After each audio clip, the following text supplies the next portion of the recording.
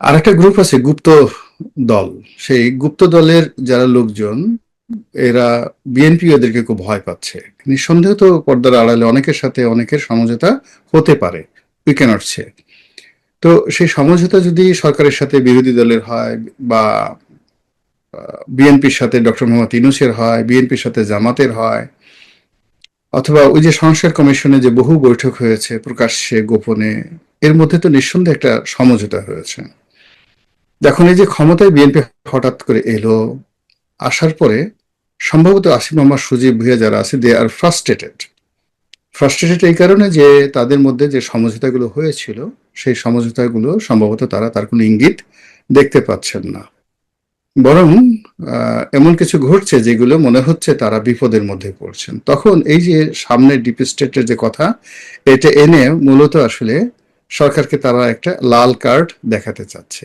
মানে আপনি deep state বলেন, 111 বলেন, 211 বলেন, এগুলো জেনারেট করতে কয়েক বছর সময় নিয়ে ধীরে ধীরে অনেকগুলো প্ল্যান রয়েছে। তো সেখানে যারা মাস্টার মাইন্ড আছে, আপনি মাস্টার মাইন্ড ধরে না, যদি সাপের মাথা না ভেঙে যদি আপনি লেজ নিয়ে টানাটানি করেন, আপনার সফলতা হবে না, আপনি আবার আঘাতপ্রাপ্ত হবেন। তো একেবারে নতুন সরকারের জন্য এটা এই মুহূর্তে শুরু করাটা, যেহেতু তারা শুরু করেছে, এখন তাদের শেষ করতে হবে।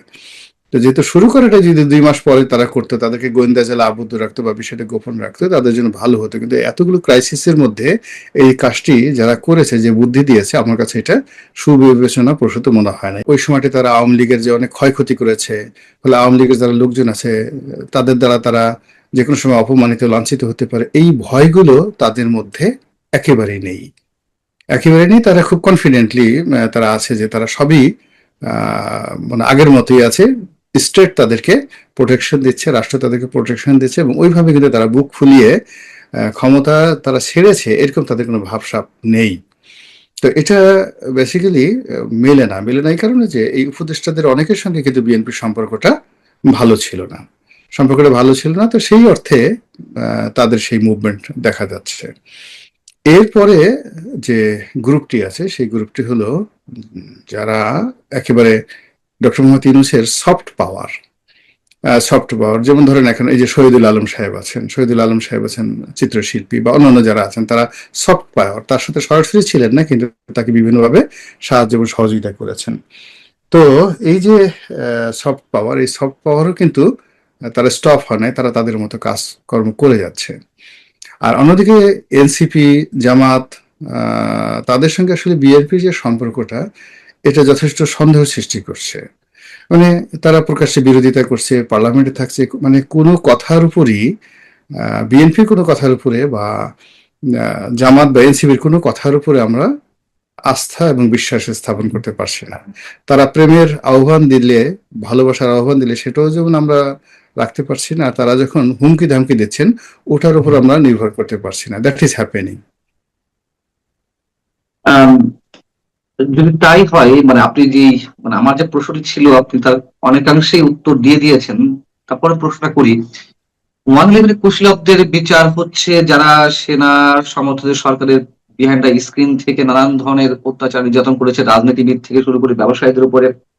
আমরাও চাই যে ঘটনার পিছনে যারা ছিলেন তাদেরকে বিচারের আওতায় আনা হোক, কারণ ফৌজদারি অপরাধ তো আর তামাদি হয় না। এবং আমাদের আজকের প্রধানমন্ত্রী তারেক রহমান তখন নির্যাতনের শিকার হয়েছিলেন। কিন্তু একই সঙ্গে প্রশ্ন, যদি সেই সব অপরাধের বিচার হয়ে থাকে, তাহলে immediate past government, I mean interim গভর্নমেন্টের যারা কুশীলব বা যারা নানানভাবে ক্ষমতার অপব্যবহার করেছেন, তাদেরকে কেন বিচারের আওতায় আনা হবে না? নাকি আদৌ, মানে আমরা আশা করতে পারি যে বিএনপি সেটি করবে, আর যদি না করে থাকে তাহলে কি এই প্রশ্ন উঠবে না যে আহ আজকের যিনি প্রধানমন্ত্রী তারেক রহমান সাহেব, তিনি কেবলই প্রতিহিংসার শিকার হয়ে 111 সরকারের বিচার, মানে কুশীলবদের বিচার করছেন? আহ অর্থাৎ সেই তাদের অধীনে নির্বাচনের মাধ্যমে বিএনপি পরাজয় ঘটেছিল বা তারেক রহমান নির্যাতনের শিকার হয়েছিলেন, এইসব কারণে প্রতিহিংসাটা কাজ করছে, এরকম প্রশ্ন ওঠার কোনো সুযোগ আছে কিনা? না, এরকম প্রশ্ন আমরা করতে পারি। এখানে মূল ব্যাপার হলো আমাদের দেশে যেটা ট্রেডিশন, যে আমি যার বলছি দ্বারা ক্ষতি। আমি বলছি কম্পারিজনের ক্ষেত্রে যদি 111 সরকারের কুশীলবদের বিচার হয়ে থাকে, আর যদি ইউনূস সরকারের কুশীলবদের বা যারা নানান ধরনের অপকর্ম করেছে, দুর্নীতি থেকে শুরু করে মৌলবাদী শক্তির উত্থানের পিছনে ভূমিকা রেখেছে, মব ভায়োলেন্স যারা প্রতিষ্ঠা করেছে তাদের বিচার যদি না হয়, আমি সেক্ষেত্রে তুলনামূলক ভাবে না, বলছি। তাদের বিচার বিএনপি কেন করবে? তাদের বিচার আগামীতে যদি আওয়ামী লীগ আসে, আওয়ামী লীগ আচ্ছা। করবে। এটা তো আমাদের দেশের একটা ট্রেডিশন। আবার হুম, এই হুম, যে এখন 111-এর যারা কুশীলব, এদের সবাইকে তো আওয়ামী লীগ সরকার পুরস্কৃত করেছে, সবাইকে পুরস্কৃত করেছে, সবাইকে পুনর্বাসিত করেছে। হুম, হুম। তো তাদের বিচার তো 111-এর লোকদেরকে করেনি। আবার এই সরকার, অন্তর্বর্তীকালীন সরকার, তারা তো মানে যে কোনো মূল্য হোক একটা নির্বাচন করে ক্ষমতা হস্তান্তর করে বিএনপিকে বেনিফিট দিয়েছে। বিএনপি তো তাদের প্রতি কৃতজ্ঞ। ফলে কোনো অবস্থাতেই আমাদের দেশে যে ট্রেডিশন, সেই ট্রেডিশন অনুযায়ী এটা হয় না। যেমন ওই যে জনতার আদালত, বা ওই যে করা হয়েছিল জনতার কি জনতার মঞ্চ। জনতা মঞ্চ।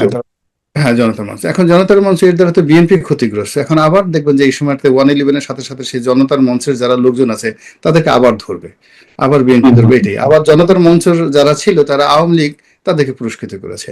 এখন আপনি আমাদের দেশে যে কনভেনশন রয়েছে, রাতারাতি কনভেনশনের বাইরে যেতে পারবেন না। এখানে যদি রাষ্ট্রে কোনো তৃতীয় পক্ষ আসতো, অর্থাৎ অন্তর্বর্তীকালীন সরকার, তারা যদি চাইতো যে আমাদের দেশে এই সময়টাতে যে সকল জনতার মঞ্চ হয়েছে, 111 হয়েছে, এই জিনিসগুলো নিরপেক্ষভাবে আমরা এই বিচারগুলো করবো যেন ভবিষ্যতে না আসে। কিন্তু দলীয় সরকার কখনো এই কাজগুলো আমাদের অতীতে করেনি। দলীয় সরকার যখনই যার দ্বারা ক্ষতিগ্রস্ত হয়েছে তার উপর চড়াও হয়েছে, আর যার দ্বারা উপকৃত হয়েছে সে যত খারাপ হোক না কেন তাকে তারা একটা ওয়াক ওভার দিয়েছে। তো সেই ক্ষেত্রে ডক্টর মোহাম্মদ ইউনূস, তার যারা লোকজন আছেন, তাদের সবাইকে তারা ওয়াক ওভার দেবে। এই বর্তমান সরকার ওয়াক ওভার দেবে। আমরা যদি এর বাইরে কিছু আবেগপ্রবণ আশা করি বা স্বপ্ন দেখি, এটা আসলে ঠিক হবে না। এটা কখনো হয়নি অতীতে, কখনো অতীতে হয়নি। তাহলে আপনি যে বলছিলেন যে 2 মাস পর হলে আরো ভালো হতো যদি কুশীলব মানে 111-এর কুশীলবদের হ্যাঁ, এটা গ্রেফতার এটা করে কিংবা এই হ্যাঁ, এই মুহূর্তে হয় কি, এই মুহূর্তে সরকারের আসলে অনেকগুলো টেনশন। এই যে তেলের সমস্যা, অর্থনৈতিক সমস্যা, ইরান ইরান যুদ্ধ, ফলে আসলে সে কনসেনট্রেট করতে পারছে না। তো কনসেনট্রেট করতে পারছে না, বরং তাদেরকে যদি মাছ ধরার মতো করে আরো রিল্যাক্স ছেড়ে দেওয়া হতো, খালি এয়ারপোর্টে বলা হতো রিল্যাক্স করে তাদেরকে গোয়েন্দা জালে রাখা হতো, এবং পরবর্তীতে যখন একটা সুস্থ সময় আসতো একসাথে গপাগপ করে ধরলে তাদের জন্য সুন্দর হতো আর কি। কিন্তু এখন রাতারাতি এই যে আজকেও দেখলাম যে ডিজিএফ এর একজনকে ধরেছে। তো এই যাবৎ মোট 3 জনকে ধরা হলো, 3 জনকে ধরা হলো। কিন্তু এর সাথে তো আসলে 3 জন না, এর সাথে অন্তত পক্ষে 300 জন লোক জড়িত। ব্যবসায়ীরা আছে, সাংবাদিকরা আছে, আমলারা আছে, কামলারা আছে। আপনি মানে একজনকে ধরবেন, আরেকজনকে তো ধরবেন না।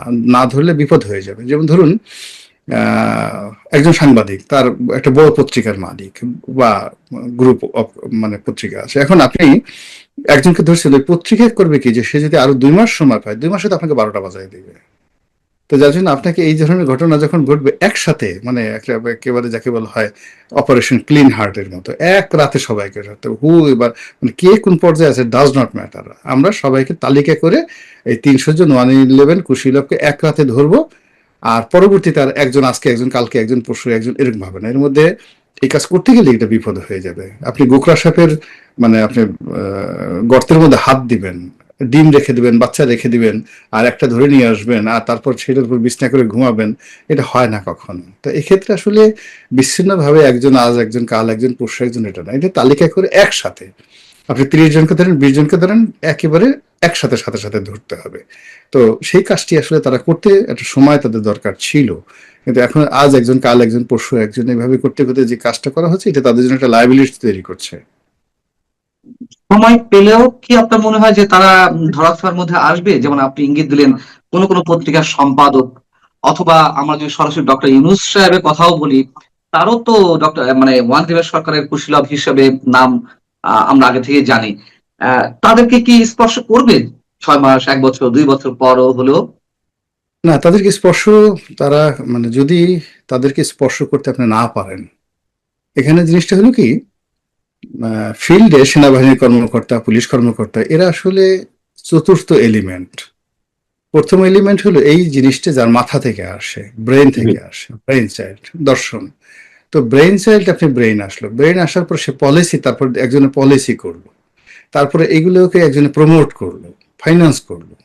মানে আপনি ডিপ স্টেট বলেন, 111 বলেন, 211 বলেন, এগুলো জেনারেট করতে কয়েক বছর সময় নিয়ে ধীরে ধীরে অনেকগুলো প্ল্যান রয়েছে। তো সেখানে যারা মাস্টার মাইন্ড আছে, আপনি মাস্টার মাইন্ড ধরে না, যদি সাপের মাথা না ভেঙে যদি আপনি লেজ নিয়ে টানাটানি করেন, আপনার সফলতা হবে না, আপনি আবার আঘাতপ্রাপ্ত হবেন, আবার আঘাতপ্রাপ্ত হবেন। তাহলে এখন ওখানে ঘটনা হলো যে আপনি যেটা পারবেন না সেটা এখন সরকারের একজন কর্মকর্তা সে রিটায়ার্ড করেছে, তো সার্ভিসে নেই, একে মারলি বা কি, বকা দিলি বা কি। এখন ধরেন একসময় সেনাবাহিনীর প্রধান ছিলেন যে কোনো একজন ধরেন ক্ষমতাধর ব্যক্তি, তার দাপটে কাট, এখন সে রিটায়ার্ড, জাস্ট লাইক অন্য লোকের মতো। এখন আপনি তাকে গ্রেপ্তার করেন, ফৌজদারি মামলা করতে পারেন, এতে আসলে কোনো ফলাফল হবে না। কিন্তু এই ধরনের লোকদেরকে, যারা বিভিন্ন পদ পদবি থাকে, যাদেরকে যারা প্রমোট করে পিছনে থেকে, তো আপনি যদি সেই জায়গাগুলোকে বন্ধ করতে না পারেন, 2 দিন পরে তো আপনার জন্য আরেকটা বড় ফাঁদ তৈরি হয়ে যাবে। এটা হলো আমার বক্তব্য, যেটা হলো যে অনেক সময় অনেক জিনিস পারা যায় না, যেখানে পারা যায় না সেখানে আসলে নেগোসিয়েশন করাটাই মানে বুদ্ধিমানের কাজ, ভুলে যাওয়াটা বুদ্ধিমানের কাজ, যে না আমি এটা পারছি না, এটা বিয়ন্ড মাই কন্ট্রোল, বেটার হলে অ্যাভয়েড ইট, যেটা হয়েছে হয়েছে থাক। আর যদি আমি ধরি তাহলে একেবারে আন্ডা বাচ্চা সহ সবাইকে ধরতে হবে, এই হলো কথা। যেমন আপনি বলছেন যে যে প্রক্রিয়ায় মনিটরিংয়ের কোনো কোনো কুশীলবকে ধরার চেষ্টা করছে বা বিচারের মুখোমুখি করার চেষ্টা করছে বিএনপি সরকার, তাতে সাপেল্লে যে পা দিয়েছে, বিষয়টি এরকম, মানে যে প্রক্রিয়ায় তারা এগোচ্ছে। রাইট, সাপিলে যে পা দিয়েছে। আমি আরেকটা বিষয় আপনার দৃষ্টি আকর্ষণ করছি, আপনি নিজেও এই বিষয়টিতে বেশ ইন্টারেস্টেড এবং মোটামুটি কথা বলছেন। সেটি হচ্ছে যে তেলের যে ভয়ঙ্কর সংকট, আমরা সরকারের পক্ষ থেকে শুনতে পাচ্ছি যে তেলের সরবরাহ ঘাটতি নেই, অথবা বেশি দাম দিয়ে আমরা স্পট মার্কেট থেকে এলএনজি কিংবা অন্যান্য বিকল্প উপায়ে তেল আমদানি করছি। কিন্তু এই যে মজুদ ঠেকানো যাচ্ছে না, ভয়ঙ্কর আকারে যেই সংকট দেখা দিয়েছে, তার অংশ হিসেবে আমরা দেখলাম যে সম্ভবত ঝিনাইদহে, আমার যদি ভুল না হয়ে থাকে, সেখানে ট্রাক চাপায় একজনকে মেরে ফেলা হলো, পেট্রোল পাম্পের ম্যানেজারকে, হুম। তেল না পাওয়ার সূত্র ধরে অন্যান্য বিষয়ের মধ্যে রয়েছে। এবং আহ, আমরা দেখতে পাচ্ছি যে মোটরসাইকেল ভ্যানে উঠছে, মানে মোটরসাইকেল হুম। মানুষ যাবে কি, সেই মোটরসাইকেল এখন ভ্যানে।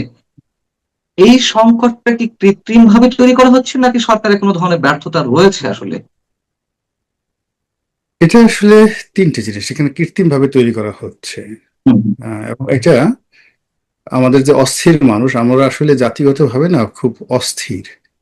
হুম, হুম, গাড়িতে তেল আছে তারপর আমাকে ভরতে হবে, মানে আমরা সবসময় একটা চিন্তা করি।